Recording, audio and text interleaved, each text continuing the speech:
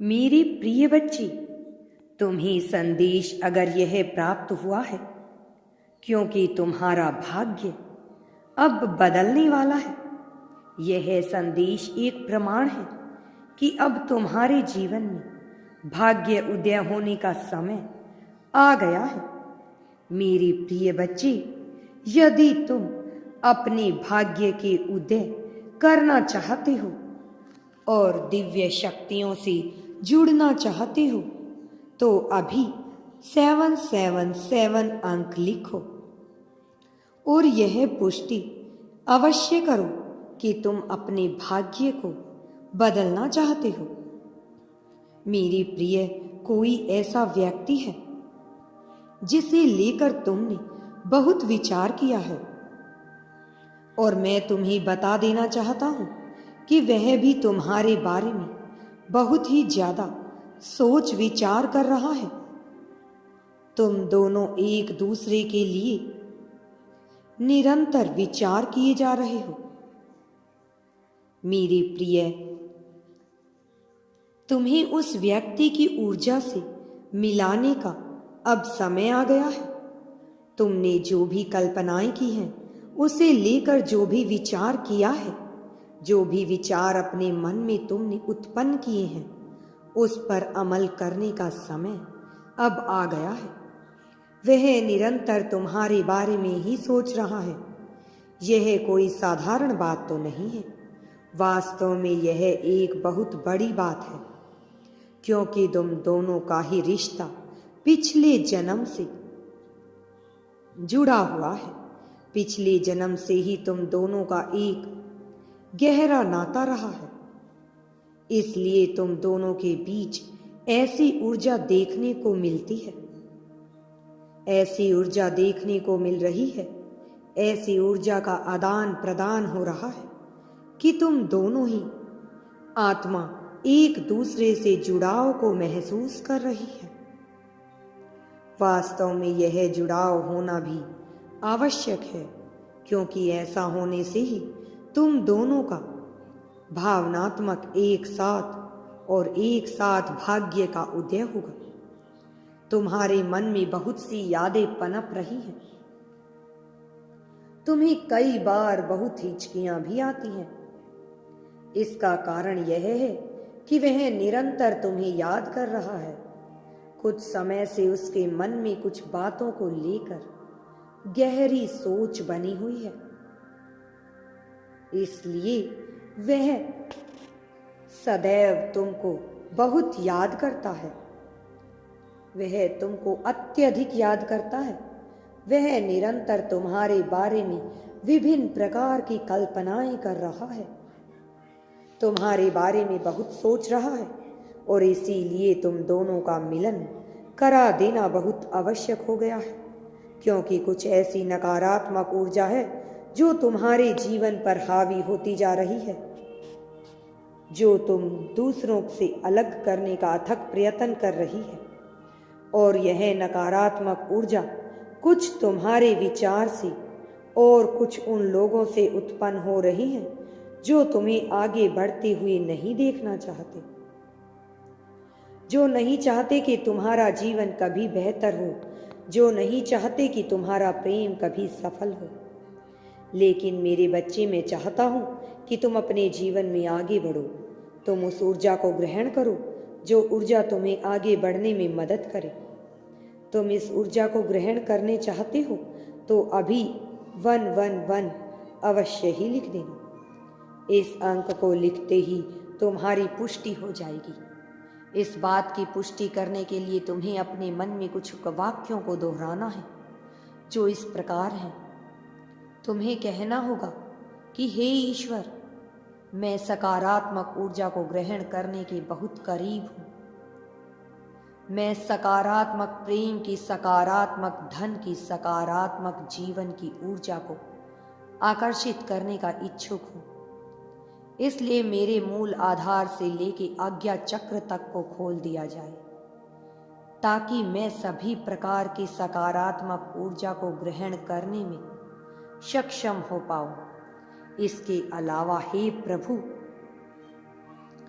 जो भी लोग धन की ऊर्जा को आकर्षित नहीं करना चाह रहे, किंतु उनके जीवन में धन भेजा जा रहा है, तथा जो भी लोग प्रेम और सकारात्मक जीवन की ऊर्जा को अपने कर्मों से आकर्षित नहीं करना चाह रहे, किंतु फिर भी उनके जीवन में यह भेजा जा रहा है, उन्हें मेरी तरफ भेज दीजिए, क्योंकि मैं इस ऊर्जा को ग्रहण करने में पूरी तरह से सक्षम हूँ और मैं इस ऊर्जा को ग्रहण करने के लिए पूरी तरह से तैयार हूँ। हे प्रभु, मेरे जीवन से सभी प्रकार की सकारात्मक धन, प्रेम और जीवन की ऊर्जा को भर दिया जाए। मैं निरंतर सदैव आपका आभारी रहूंगा। ऐसा बोलने से, ऐसा कहने से, ऐसा विचार करने से और इन वाक्यों को निरंतर दोहराते रहने से मेरे प्रिय, तुम्हारे जीवन में अगले कुछ ही घंटों में बदलाव दिखने लगेगा। ऐसा कहते ही तुम्हारे भीतर का आज्ञा चक्र जागृत हो उठेगा। आज्ञा चक्र तुम्हारे मूलाधार चक्र को आदेश देगा और तुम्हारा मूलाधार चक्र सभी प्रकार की भौतिक सुख संसाधन को तुम्हारे जीवन में प्रस्तुत कर देगा। मेरी प्रिय बच्चे, मैं जानता हूं तुम्हारे जीवन में जो भी घटनाएं घटी हैं, जिस भी प्रकार से तुमने दुखों का सामना किया है, मुझे विश्वास है कि तुम आगे बढ़ने में पूरी तरह से सक्षम हो और तुम टूटकर बिखरने के बजाय आगे बढ़ने के लिए तैयार हो। आगे बढ़ने में ही तुम यकीन रखते हो। मैं जानता हूं तुम्हारे भीतर किस प्रकार का भय पैदा होता है, फिर भी कुछ ऐसी बातें हैं जिनसे तुम अनजान हो, जिन्हें तुम अपने बारे में ही नहीं जानते हो।